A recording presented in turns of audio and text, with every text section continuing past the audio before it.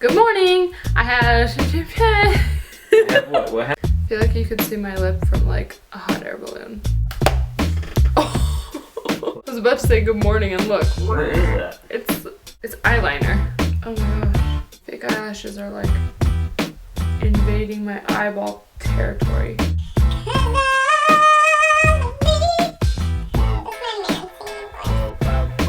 Make me blush. Make me blush. Swan hands.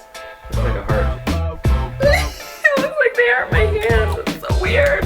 Good morning! I have a new look for you guys today, and I decided to reel it in a little bit because the last one was kind of crazy. So I wanted to balance it out a little bit and make something a little bit more wearable and pretty simple, easy to do. It's gonna look good on honestly anybody. I feel like that this kind of look is what these lashes were made for. These are the 36 lashes by MAC, and they're the ones that I use literally pretty much exclusively. I pretty much only use these. I have a million lashes, but for some reason these are just my go-to favorite lashes. But they look so good with this kind of a look where it's like gold and neutral, and it's just, I don't know, I can't explain it, but it looks really, really nice. And I just paired this kind of golden brown eye with a bright pink lip because I haven't done a bright pink lip in a long time. I feel like I might have, I don't know, I just felt pink deprived.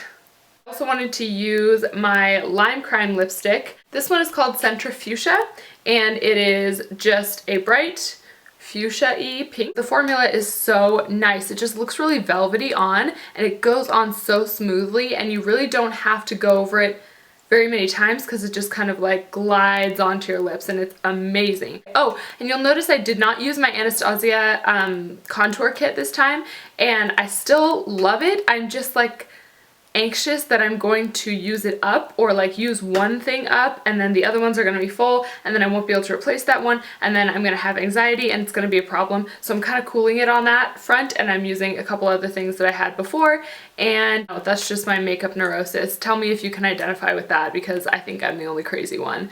Anyway, if you want to see how to get this look, then just keep watching. Okay, so I had a crazy idea, and that is to do my complexion first so you guys don't have to stare at my skin being all like ugly and broken out for the whole video.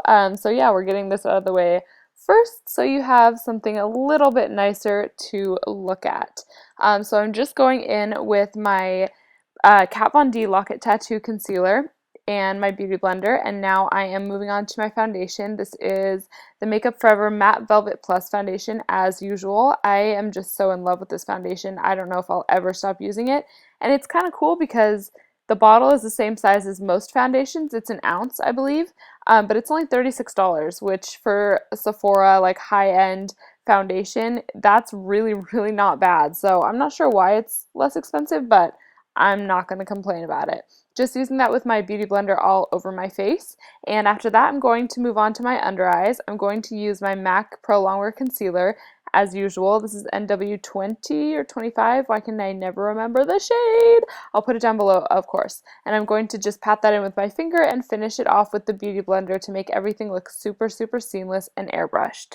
I absolutely love the Beauty Blender for all over the face and especially under the eyes. And as usual, my brows are done already, blah, blah, blah. Okay, so now I'm setting my under eye concealer with the Hourglass, what do you call it? Hourglass Ambient Lighting Powder, yes, in the shade Diffused Light. This is pretty much my go-to for setting my under eyes, and then I use it to set like kind of between my eyebrows where like my makeup will break up and stuff like that. I'm going to prime my eyes, and we forgot to zoom in, so don't worry, we'll zoom in just a second, but I'm just using my Paint Pot by MAC, and this is the shade Painterly. It's the one that I usually use, and I'm not doing a double prime today. There's not really a reason, I just kind of didn't do it. The shadow that I use though for the lid, it tends not to really crease on me, so it works out fine, but yeah, I still do recommend double priming if you have oily eyelids or if you have trouble with your shadows staying in place. Okay, so I'm going to start off with Orange Soda by Anastasia from the Lavish palette, and I'm just going to distribute that all through the crease area, and I'm going to darken the deepest part of the crease with Sienna from that same Lavish palette and just kind of blend that in. I'm using a goat hair brush for this just because I don't know why. Why am I using it? I don't know. I use the black one already, the synthetic fibers, and sometimes I just like to use the goat hair one to get that darker shade in there. I feel like it packs it in a little bit better.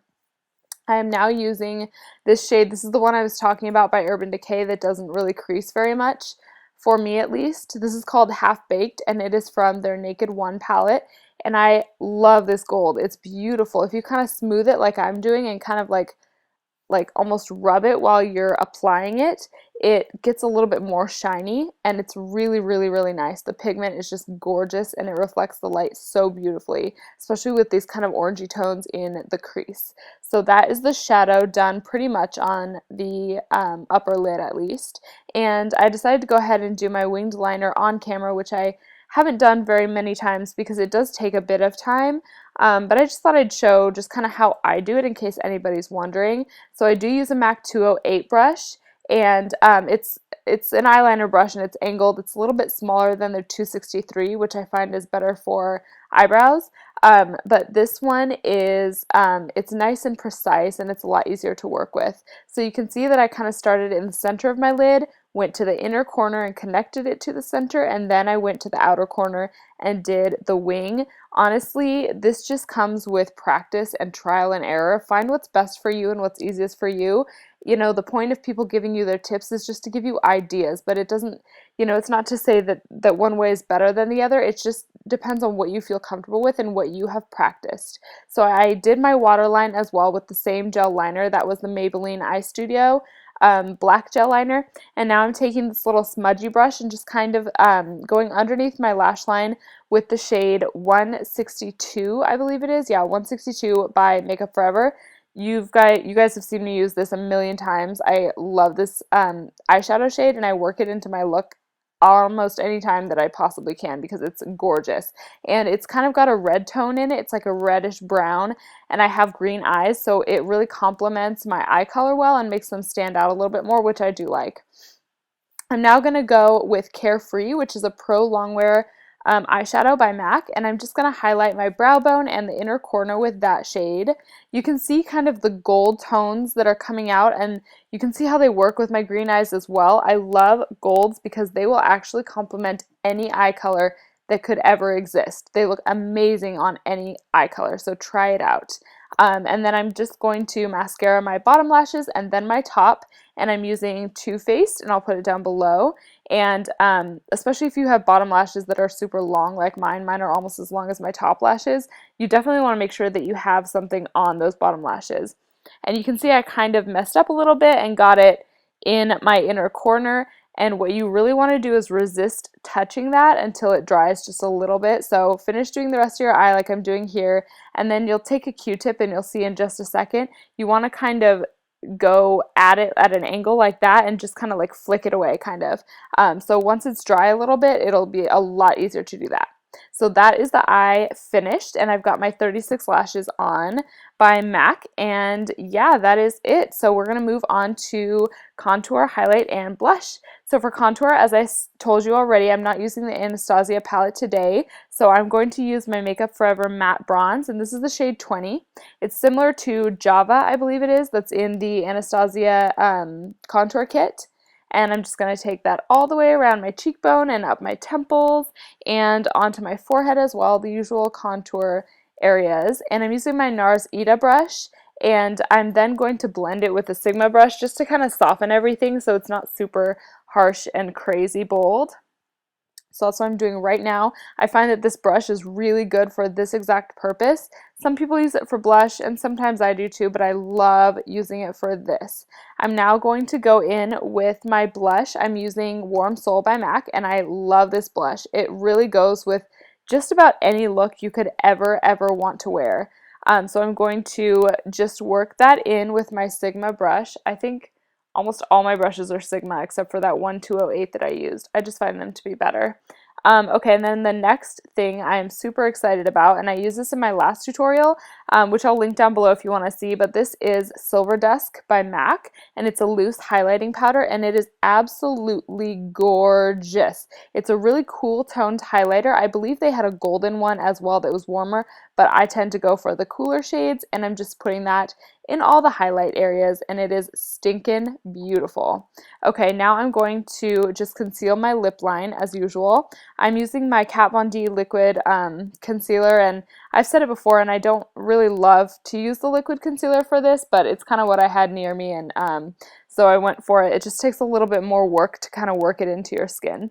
And then I'm going to line my lips. This is a lip liner by MAC called Magenta, and it's really pretty if you're going for any kind of pink lip, kind of like a medium to light pink, I would say. If you're going super, super dark, this isn't going to be dark enough.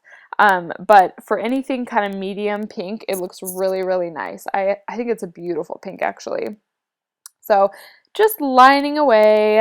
I don't know why, I just find this to be the most boring thing to watch ever, like I always tell you. But I'm just going to start also filling it in just a little bit so that it kind of fades into the lip color. It's hard to tell on camera, but in real life you can kind of see it a little bit better. So now I'm going to use my Lime Crime lipstick. This is in the shade Centrfuchsia that I talked about before. And look how easy and pigmented this is. I mean, just literally I went over it twice and it's perfect. I mean, I cannot even stress enough to you how easy this formula is to work with and how much of just a dream it is. And yeah, that is the finished look, you guys. Thank you so much for watching, and I will see you in my next video. Bye!